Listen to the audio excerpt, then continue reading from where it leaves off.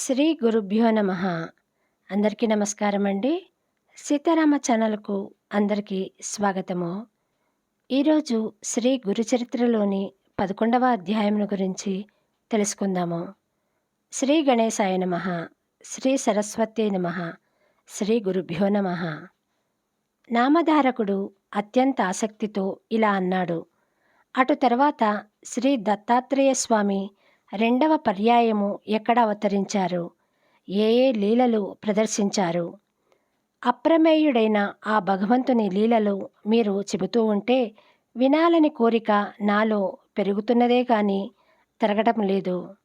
ఆ రెండవ అవతార విశేషాలు కూడా వివరించండి. అంతటి శ్రద్ధాళువైన శ్రోత లభించినందుకు సిద్ధునికి భగవల్లీలలు తనివితీరా వివరించి చెప్పే అవకాశం లభించింది.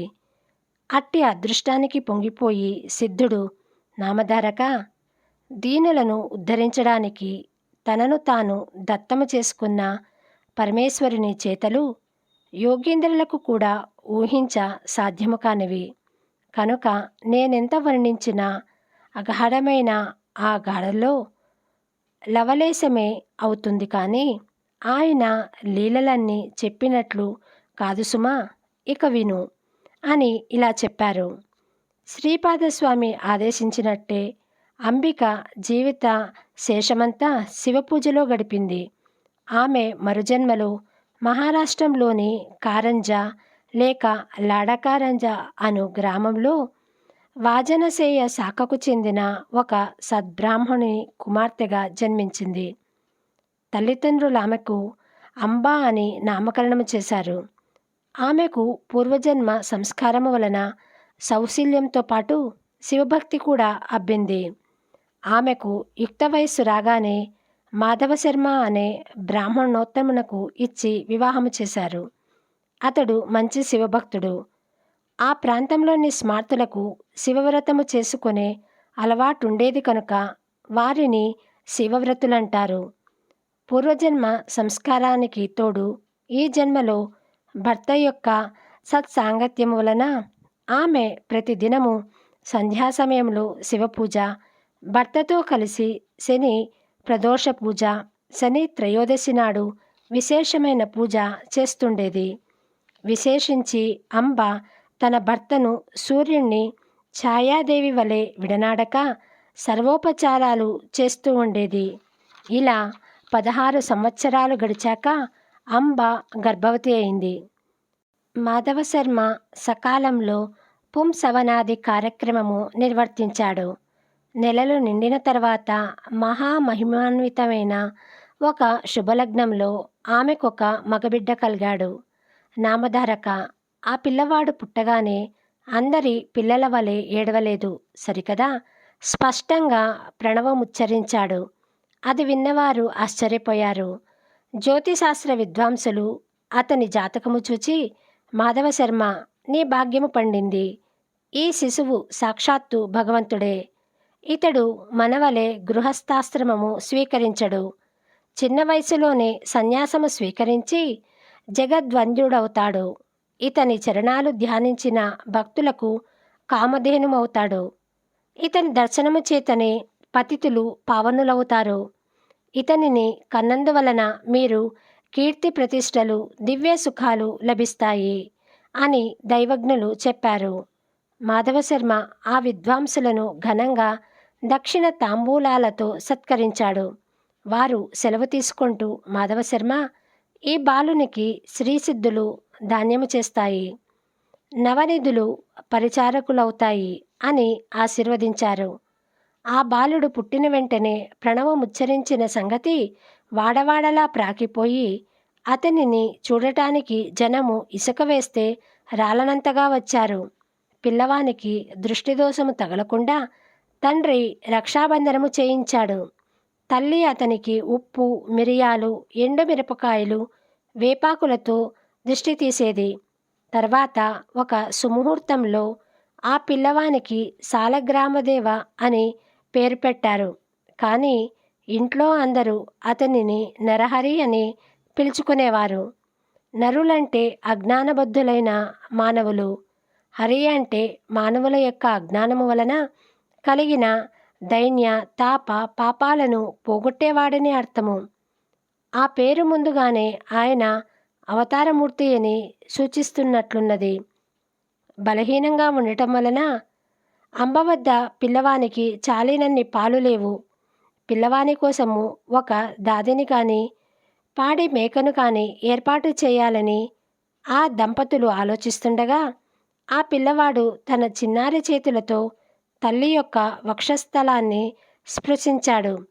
వెంటనే ఆమెకు స్తన్యము పెళ్ళుబికి 32 ధారలుగా కారి నేలపై పడ్డాయి. ఈ విషయము అందరికీ తెలిస్తే బిడ్డకు దృష్టిదోషము తగులుతుందని వెరచి అంబ ఈ లీలను రహస్యంగా ఉంచింది. ఆ పిల్లవాడు ఊయలలో పడుకోబెడితే ఏడ్చేవాడు, నేల మీద పడుకోబెడితే ఆడుకునేవాడు. ఇలాంటి లీలలెన్నో జరిగినప్పటికీ తల్లి వాటిని ప్రకటించలేదు. అందువలన ఆ ప్రభువు యొక్క సంపూర్ణమైన దివ్యత్వము అందరికీ తెలియలేదు. ఇలా సంవత్సరము గడిచినా అతనికి ఒక్క మాట కూడా రాలేదు. కులదేవతలను ఆరాధించమని కొందరు, మర్రి ఆకుల విస్తళ్లలో బ్రాహ్మణులకు భోజనం పెట్టించమని కొందరు, రావి ఆకుల విస్తళ్లలో భోజనం పెట్టించమని మరికొందరు చెప్పారు. మాటలు చెబుతూ అతని చేత ఆన్పించడానికి యత్నిస్తుంటే క్రమంగా వస్తాయని కొందరు, అతడు మాత్రము మాటలొచ్చిన కొంతకాలము తర్వాత మాత్రమే మాట్లాడతాడని మరికొందరు అనేవారు. వారందరి మాటలు విని నరహరి నవ్వేవాడు. ఎవరేమడిగినా ఓం అన్నదే అతని సమాధానము. ఆ సంగతి విని కొందరు పెద్దలు, ఇతడు మన మాటలు వినగలుగుతున్నాడు కనుక ఇతడు చెవిటివాడు కాదని స్పష్టమవుతున్నది అనేవారు. అతడు మూగవాడైతే అంత స్పష్టంగా ఓం అనడము సాధ్యము కాదు. అతడు మాటలొచ్చి కూడా ఎందుకో మాట్లాడటం లేదు అని కొందరు తల్లికి ధైర్యం చెప్పేవారు. ఆమె ఎవరేది చేయమని చెప్పినా అదల్లా చేసేది. తమ కులదైవమైన దత్తస్వామికి ప్రత్యేక పూజలు చేసేది. ఇలా నరహరికి 7వ సంవత్సరం వచ్చింది.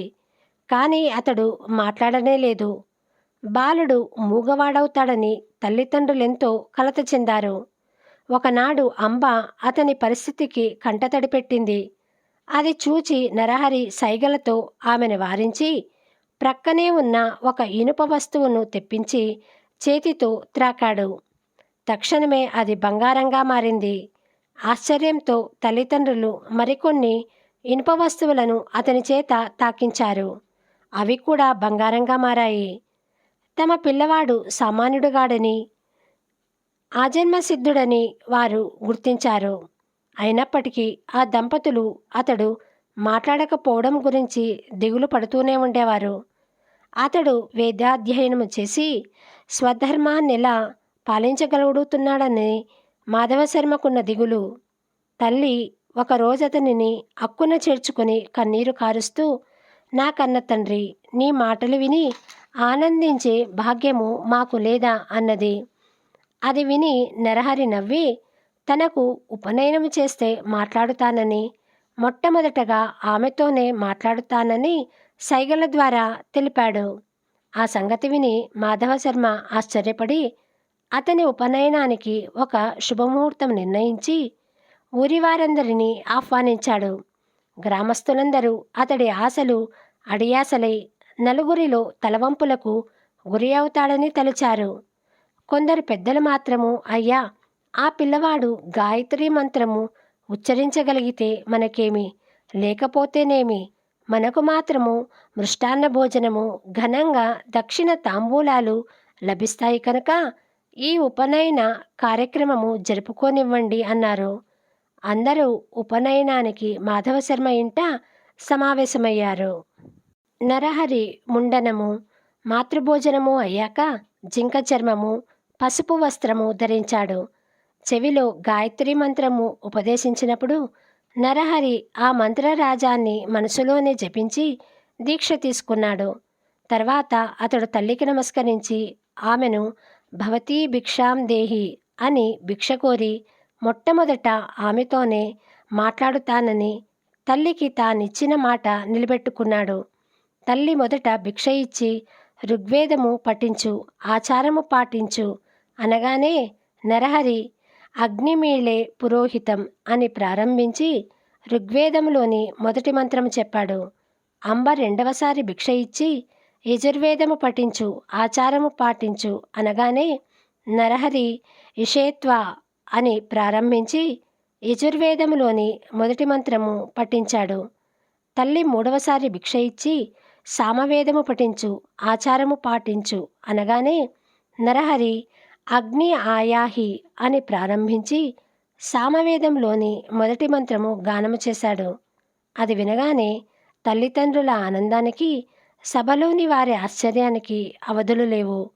జీవితంలో మొదటిసారిగా మాట్లాడటము, ప్రణవోచ్చారణ తర్వాత వేద పఠనతో గాని చేయకూడదని నరహరి అంతకాలము మాట్లాడలేదని అందరూ అనుకున్నారు.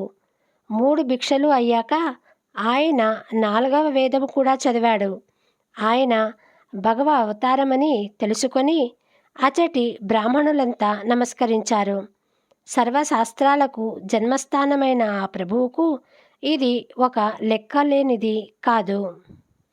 క్రతువు పూర్తిగా వచ్చింది. మాధవశర్మ దంపతులు అమితోత్సాహంతో ఉన్నారు. వామనుని వలె భావిస్తున్న ఆ నూతన బ్రహ్మచారి నరహరిని తల్లి ఆశీర్వదించి, నాయనా, ఇక నుంచి నీవు భిక్షతోనే జీవించాలి సుమా అన్నది. వెంటనే అతడు తల్లికి నమస్కరించి, అమ్మా, నీ ఆజ్ఞ మేరకు నేను భిక్షువుడవుతాను. నేను సన్యాసాశ్రమము స్వీకరించడానికి అనుమతించండి అని తండ్రి వైపు కూడా తిరిగాడు. ఆ మాటలకు ఆ తల్లి నివ్వెరపోయి దుఃఖిస్తూ, నాయనా, ఒక్కగానొక్క మగబిడ్డవు. మేము 16 సంవత్సరాలు ఎంతగానో ఎదురుచూచి ఎన్నో వ్రతాలు ఆచరించాక పుట్టావు. తర్వాత 7 సంవత్సరములు నీవు మాట్లాడనే లేదు.